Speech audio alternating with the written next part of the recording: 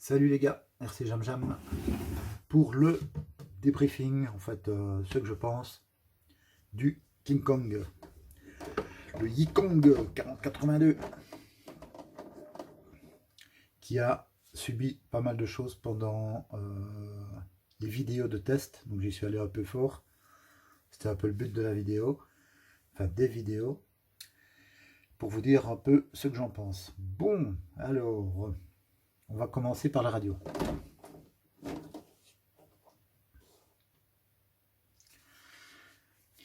Alors la radio, pas grand chose à dire de négatif, très bien.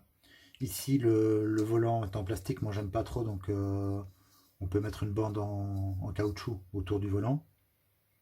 Donc là il suffit de prendre une chambre à air de vélo ou quelque chose comme ça, couper une rondelle et c'est caisse.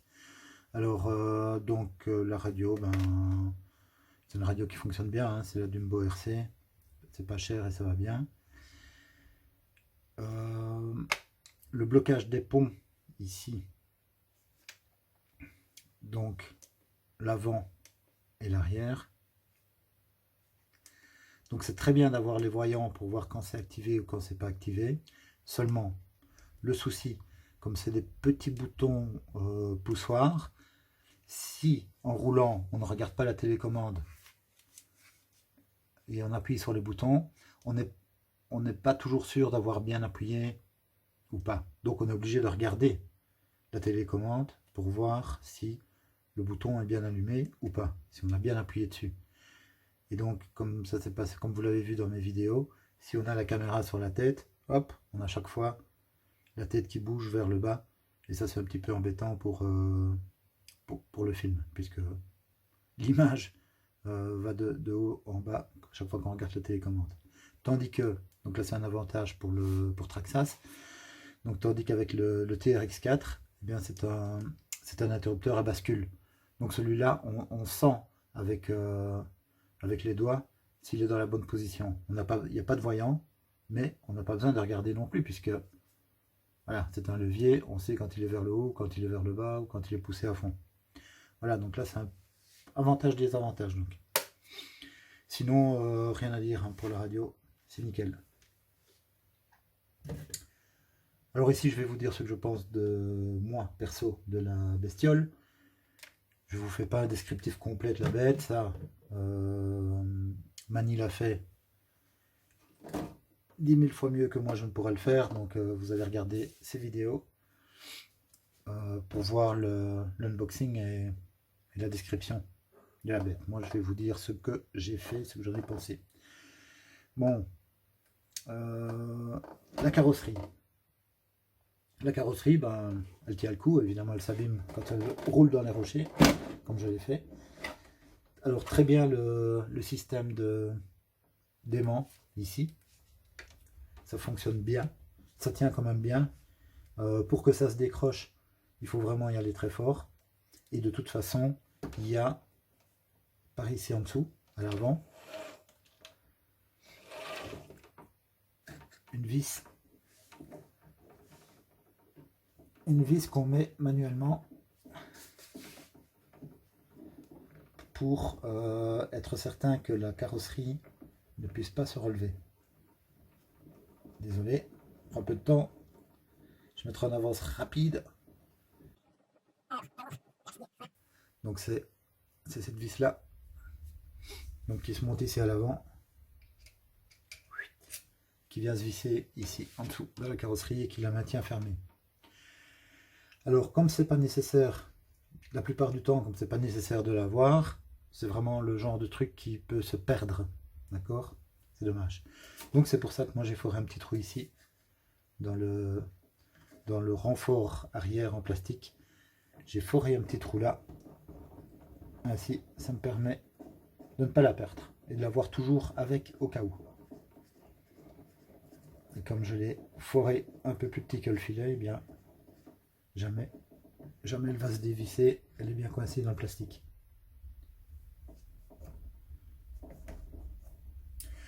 Alors, ce qu'il y a de super, c'est que le moteur est suffisant, puisque c'est un gros moteur brushed. Il y a pas besoin, pour moi, il n'y a vraiment pas besoin de le changer en brushless. pas besoin de faire d'upgrade parce que il est super costaud au point de vue puissance et au point de vue autonomie, eh bien, on roule 1 h 30 avec une batterie de 4500 ou de 5000 mAh en 4S, donc c'est nickel. Tous les servos ont tenu le coup, enfin tout a tenu le coup sur la machine. Je pense n'avoir rien cassé. Oui, un rétroviseur. Donc il y a un rétroviseur qui me manque ici, je l'ai perdu. Ça c'était dû au choc, hein. C'est entièrement de ma faute. On ne peut pas reprocher ça à la voiture. Alors, ici la barre de LED, eh bien, malgré tous les chocs, elle a tenu le coup. Tous les feux, les phares aussi ont tenu le coup. Alors, vous savez qu'il y a un petit souci au niveau des feux. Donc, il y a les feux arrière qui ne s'allument pas, par exemple. Donc là, je pense qu'il y a eu un problème au montage. Je ne sais pas si c'est uniquement sur mon modèle ou si c'est sur toute une série. De toute façon, avec un fer à souder, on peut régler le problème comme on veut, puisque tous les fils sont là, disponibles. Je ne l'ai pas encore fait. Pourquoi? Parce que sur le récepteur, donc c'est le récepteur d'Umbo RC avec qui est très bien parce qu'il a donc beaucoup de canaux d'un côté et de l'autre côté il a intégré le boîtier pour gérer toutes les LED. Et donc ça, quand on l'achète à part, bon, c'est des boîtiers à part, etc., ça prend de la place, tandis qu'ici tout est en un. Bon, je vais peut-être vous le montrer. Donc ici il y a aussi un support pour la paille de l'antenne, mais elle n'est pas dedans. Et moi ça me va très bien, le fil comme ça. De toute façon c'est pas le genre d'engin qu'on pilote à 300 mètres de distance. Et moi ça me va très bien d'avoir un fil comme ça, tant qu'il ne va pas se prendre dans les éléments. Pour moi, il n'y a pas de souci. Je l'ai déjà fait sur d'autres véhicules.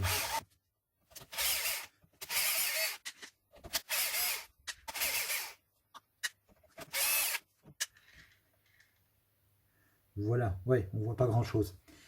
Je vais pas tout défaire parce que sinon j'aurais du mal à remettre les fils. Donc ici, d'un côté, on a tous les canaux et de l'autre côté, on a toutes les connexions pour les lampes. Donc avec toute la gestion, quoi, hein, les feux stop, les feux de recul, les clignotants, etc. Donc ça, c'est bien. Mais donc pourquoi est-ce que je n'ai pas, je reviens à ce que je disais, pourquoi est-ce que je n'ai pas encore modifié le câblage? Simplement parce que, en plus, parce qu'il y a un bouton mode sur le récepteur. Et ce bouton mode, en fait, ça sert à mettre donc le récepteur, enfin pas le récepteur, ça sert à mettre le boîtier qui gère les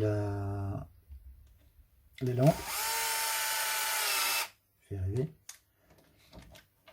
Le boîtier qui gère les LED. Et bien ce bouton mode qui se trouve sur le récepteur, ça permet donc de passer dans des modes différents.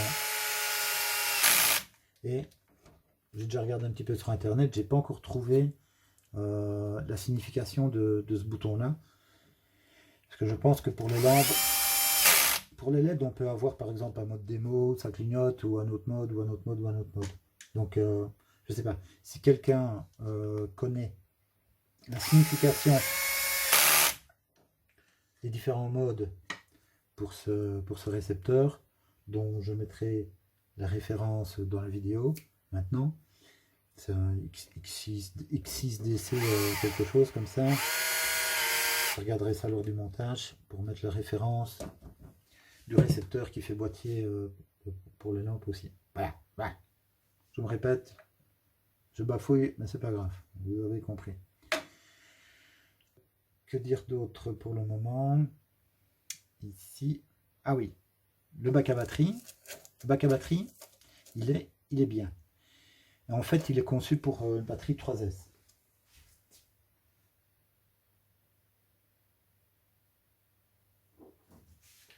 Donc si on prend des batteries 3S, ça passe bien ici en dessous du support arrière. On met les scratchs et pas de souci. Ok. Seulement pour les batteries 4S, ça ne passe pas en dessous du support. Et donc ce que j'ai fait, j'ai simplement et proprement enlevé une partie du support arrière. Donc il peut toujours servir, mais si on a une batterie 4S, eh bien elle passe devant la découpe que j'ai faite ici. Je vais vous montrer. Donc ça permet de mettre par exemple une batterie hardcase de dimension normale. Ici c'est une 6S, mais bon, je ne mets pas de 6S dans la Jeep évidemment. C'est les mêmes dimensions qu'une 4S, donc c'était pour vous montrer la taille de l'emplacement. Alors j'ai roulé un petit peu dans l'eau, et comme vous voyez, bon, j'ai pas encore nettoyé la bestiole, donc comme vous voyez, ça protège les garde-boue intérieurs ici, protège quand même assez bien, même très bien, on peut dire, l'intérieur des éclaboussures, etc. Alors, ouais, pour l'eau, j'en reviendrai quand je parlerai des roues et des pneus. Voilà. Alors, ce que j'ai fait directement, ouais, donc on a les barres anti-roulis. Je les ai essayées, pour moi ça ne fait pas une différence sensible. Voilà, donc je m'ennuie pas avec, je les ai enlevées.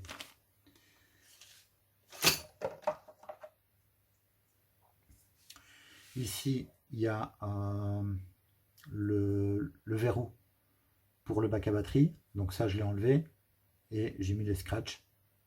Donc moi je préfère les scratchs, comme ça on peut adapter à toute taille de batterie, et les scratchs c'est quand même quelque chose qui fonctionne très bien, qui tient bien. La roue arrière, c'est un des premiers trucs que j'ai enlevé, parce que ça fait du poids, et quand on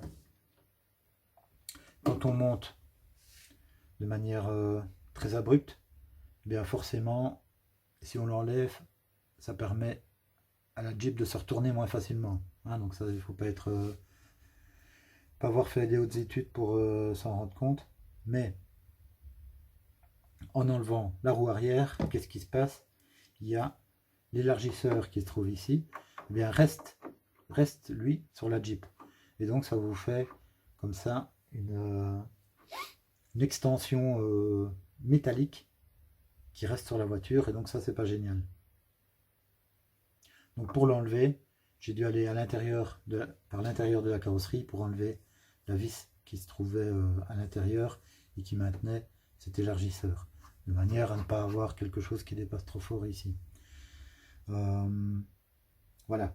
Sinon maintenant pour l'enlever, la remettre facilement sans devoir se compliquer la vie avec cet élargisseur, on pourrait très bien faire un système avec une longue vis et de mettre les deux d'un coup et enlever les deux d'un coup, plutôt que de devoir enlever la roue et puis aller à l'intérieur de la carrosserie et chipoter encore avec une autre vis pour démonter cette extension.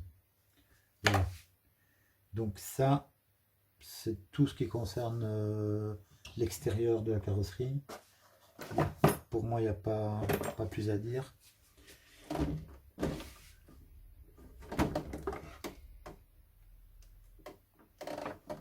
Voilà, alors tout le reste se trouve en dessous de la bébête.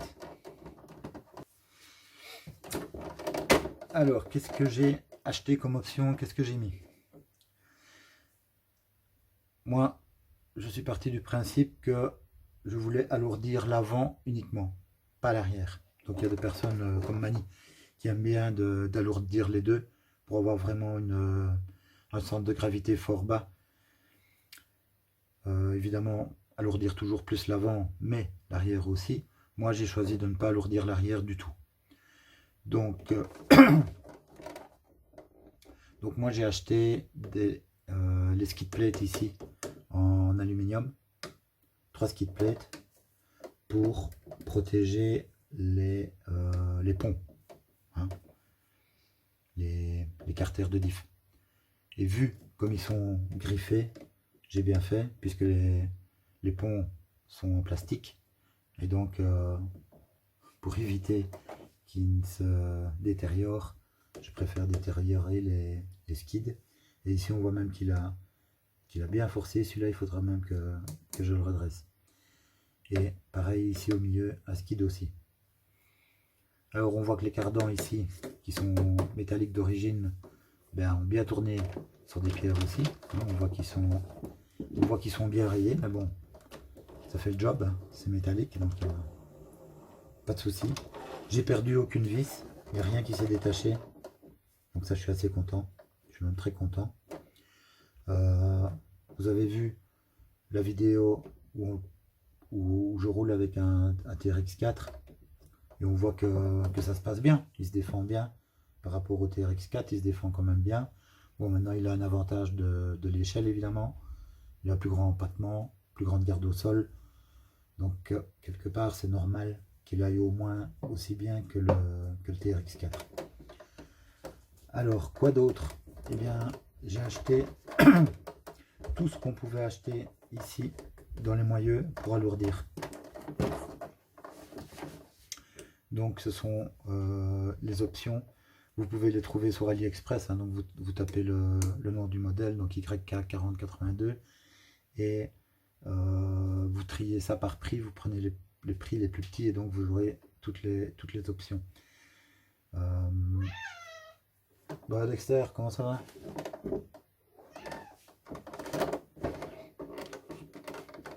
Donc le support de pare-choc ici, je l'ai remplacé aussi. Donc normalement, voilà, la pièce originale, c'est un support de pare-choc donc en plastique. Et là, j'ai remplacé par la version métallique. Alors, au niveau des roues, les pneumatiques, bon bah les pneumatiques, moi j'en suis assez content. Ils sont assez souples, ils sont endurants, ils sont quand même costauds parce que quand vous avez vu dans les vidéos ce que j'ai fait souffrir, ben j'ai pas de pneus qui se sont déchirés. Ouais, ils sont un peu abîmés, etc. Mais qu'est-ce qu'il y a en gros? Qu'est-ce qu'il y a? Tu veux passer sur YouTube? Ouais. Allez, hop. Oh, voilà, fais un coucou à la caméra, ça se passe ici, regarde. Voilà, là, tu vois? Voilà, salut les gars, voilà, je vous présente Dexter. Dexter le rouquin. Voilà, t'es content?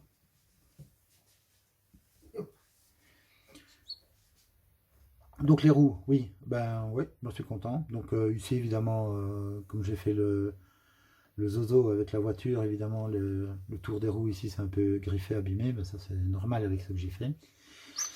Les pneus, ok, tout est bon. Je pense que j'ai fait une photo aussi de l'intérieur des roues. Donc comme ce sont des bedlocks, donc là c'est l'avantage, il vaut mieux avoir une visseuse hein, quand il y a un nombre de vis comme ça. L'avantage c'est qu'on peut démonter, remonter, démonter, remonter. Et donc j'ai démonté les avants pour lester de plomb. Donc j'ai mis 100 grammes de plomb dans chaque roue avant. Donc ici à l'intérieur de la jante évidemment. Alors vu que ce sont des bedlocks, j'étais dans l'eau sans me tracasser en me disant que c'était assez étanche. Eh bien non, puisque les jantes sont trouées, hein, on l'entend et on le voit ici. Et en fait, c'est logique, sinon le pneu ne pourrait pas s'écraser. Voilà, donc là j'étais un peu con. Et donc même en roulant doucement dans la flotte, ben, il y a de la flotte qui s'est bien rentrée dedans, les mousses étaient mouillées. Donc heureusement que je les ai démontées pour les lester avec du plomb. Sans ça, je ne me serais pas rendu compte connement que les mousses étaient imbibées d'eau. Donc j'ai démonté bien sûr les 4, j'ai fait bien sécher les mousses, etc. J'ai tout remonté quand c'était bien sec et je n'irai plus dans l'eau. Voilà. Ou alors je redémonterai les roues. Bon, et bien voilà, je pense que c'est tout ce que j'avais à dire là-dessus. Si vous voulez mettre des options, il faut retourner sur AliExpress de temps en temps ou dans vos magasins français, bien sûr. Parce qu'il y a des options, il y en a de plus en plus pour ce modèle. Et c'est bien, dans un sens que ça vienne un peu comme ça au compte-gouttes. Ça crève pas trop le budget. Voilà, moi j'en suis content comme il est là, donc je continuerai de temps en temps à regarder des options et peut-être encore racheter quelques options si ça me plaît. Je vais aussi le renettoyer parce que là il est toujours crasseux je n'ai rien fait depuis toutes les vidéos. Il est abîmé aussi un petit peu, donc je verrai peut-être pour lui refaire une peinture, je verrai bien. Ouais, un petit défaut quand même, c'est que donc là la peinture est orange brillant parce que ça a été peint donc par en dessous, par l'intérieur de la carreau qui est en Lexan, mais les parties noires sont en mat et donc ça s'est peint au-dessus. Et donc comme vous voyez ici, eh bien quand vous prenez des coups, des grattes, eh bien c'est l'orange qui ressort. Donc ça c'est un petit peu dommage, mais bon, aussi un petit coup de papier de verre, un petit coup de bombe, et c'est reparti. Vous voyez par exemple les ailes ici, quand ça frotte, eh bien, ça repasse orange évidemment. Voilà, mais bon, ça c'est le même cas pour toutes les carreaux qui ont des peintures mates. Hein. Voilà, voilà. Merci d'avoir regardé la vidéo et à plus les gars, bon amusement sur les pistes. Ah oui, très important. Le Vario, au départ, pour moi, n'est pas du tout configuré, n'est pas du tout bien configuré pour faire du scale crawler. Par exemple, il n'y avait pas assez de freins. Ça, c'est un truc évident qui se voit sur les premières vidéos. Sur le premier épisode, par exemple, j'en parle, sur l'épisode 0. Et donc, j'ai dû modifier les paramètres. Donc là, j'ai pris conseil et par moi-même aussi, j'ai modifié ça. Donc là, je fournirai peut-être en vidéo une explication complémentaire ou alors je le ferai sur une photo que je rajouterai dans la vidéo. Voilà les gars. Oui, alors, putain, excusez-moi les gars, mais moi le problème c'est que j'ai une mémoire de poisson rouge et que si je fais pas la vidéo directement, ici j'ai attendu un peu trop longtemps et j'ai oublié des choses. Évidemment, mais ça j'en parle aussi dans la première vidéo ou dans la deuxième, le slipper n'était pas assez serré. Et donc, le slipper avait tendance à patiner trop vite dès que la voiture forçait un petit peu des 4 roues. Voilà. Donc, moi je l'ai revissé à fond et je l'ai desserré d'un tour, un petit peu moins. Et comme ça, il est vraiment bien pour moi. Parce que il faut vraiment que la voiture force très fort pour qu'il commence à patiner. Et c'est là que, pour moi, c'est là que le réglage est bon. Il faut quand même qu'il serve. Il ne faut pas le bloquer à fond. Si on n'a plus de slipper, ben c'est la transmission qui va manger et qui va casser. Donc il faut que le slipper continue quand même à servir. Donc il ne faut jamais le serrer complètement à fond. Voilà. A plus les gars, je rajouterai peut-être donc quelque chose au montage, je verrai bien, ou je referai une petite vidéo concernant le Vario. On verra ça. Allez, cette fois-ci je ne vous dis plus les gars, à plus, merci d'avoir regardé et bonne journée.